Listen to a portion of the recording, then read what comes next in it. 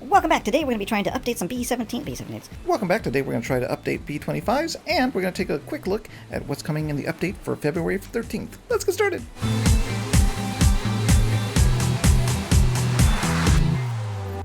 So before we start updating B25s, let's take a look at the upcoming update on February 13th. So here's the Friday update that was posted. Upcoming dedicated servers, public server list, Thursday, 13th of February.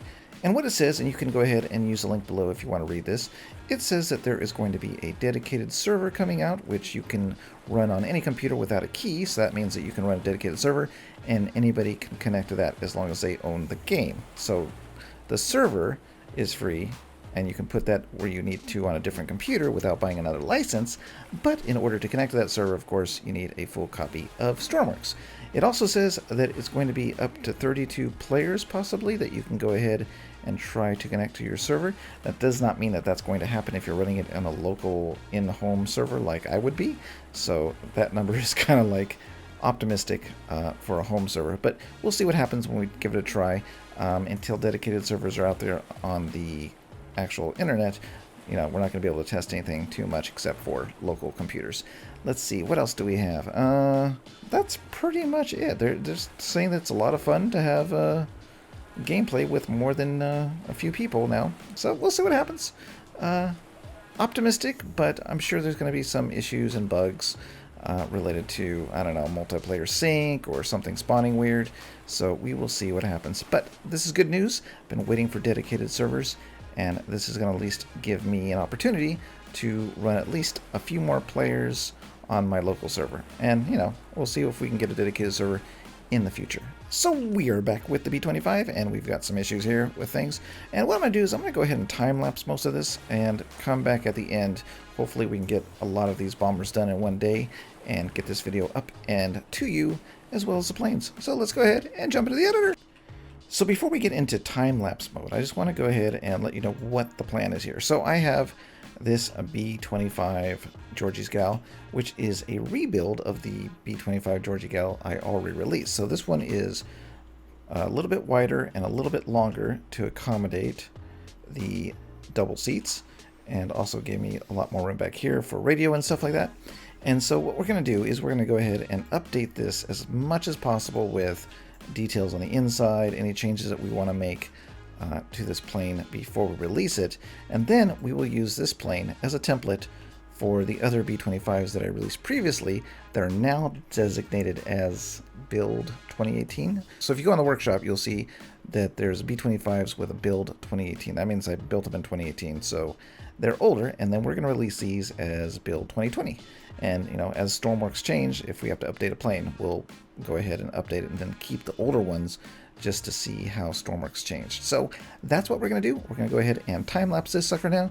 I'm not too sure if there's much to do on this one, but we will be time-lapsing all of the other bombers. Let's go!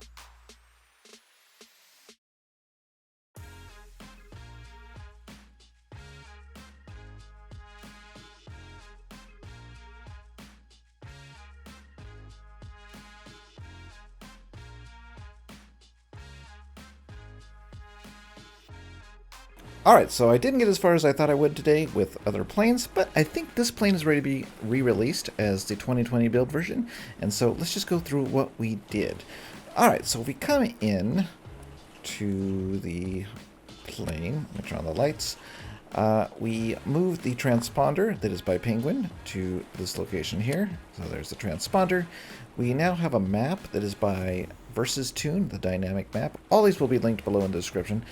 Just so you know, we've added a seat, we've done some walling over here. I actually was able to stick my camera into the B25 at the Chino airport and was able to see in here, and there is a wall here, and this is all blocked. I could paint that right there, but this is all blocked.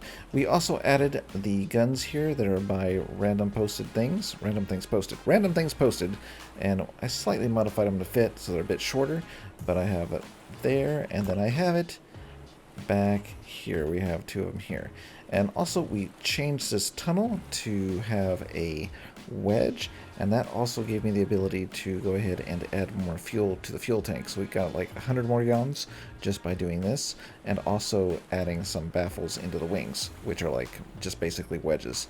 let's see, what else did we do? We added the BC238. Is that it? 238? I think that's what it is, right? There it is. Oh, BC348. Forgot it already. Changed the seat to a smaller seat. We added internal lighting, so we have cabin lighting here, cabin lighting above there, and if we go back through here. Always a pain in the butt to get back there. How can I get there? Can I jump? Did I stop being able to jump? I feel like I can't jump. I can't jump. Stormworks keeps doing that. Okay, let me get out. Alright, just gonna jump? Yeah, I can jump. Okay. So anyways, what I was trying to get back here is we added cabin lighting right here. And then what I want to show you is we spruced up and changed and moved things around in the cockpit. Oh, we also added Penguin Zero's analog altitude and airplane drift, I think it is called. I forget what it's called now. But we have all three of those. So if I turn this on here, we now have altitude, the drift left, right, and I think this is the pitch of the plane.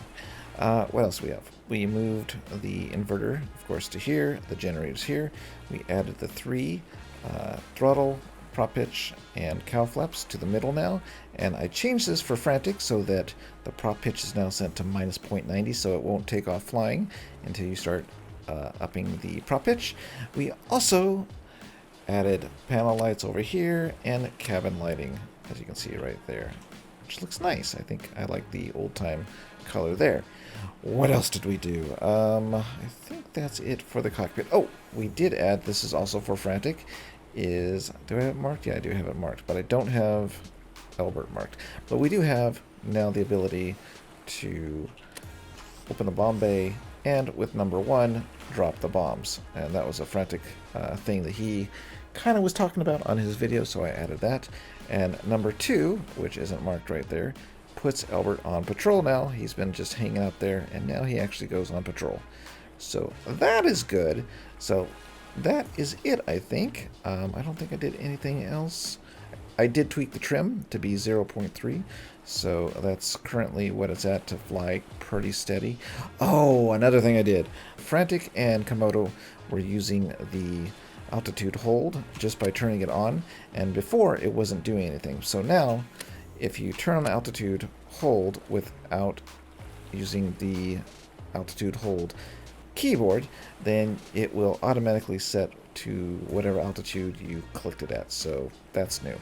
So it wasn't working before when they were doing it. So if you now use it, you can either use a keypad to set your altitude you want, or just click the altitude hold at whatever altitude you're at, and it'll stay there. I think that's it. There's a few more things that I need to do before I call this done. I just thought about it right now, but there are some additional doors that need to be added to get out of the plane in case of emergency, and those aren't in the plane yet. So I'm going to add those. One goes here on the side window, and I believe one goes in the back. And this, I think possibly, this right here, pops out as well, but I'm not sure. I got to research that. But that is it. I think everything is good to go, and I'm going to go ahead and upload these changes to the workshop. All right, let's get out of here. Skedaddle, skedaddle, skedaddle. And see if everything works. All right. Turn off those lights. Turn on those gens. All right. Let's get this thing moving. And number 5, of course, is to use the brakes to turn left, because the old planes used to use wheel brakes to turn and did not have like a pivoting tricycle wheel. So there we go. We'll line up, and then we're just gonna go ahead and boost it to 60. Is always like the minimum, I think, on this plane.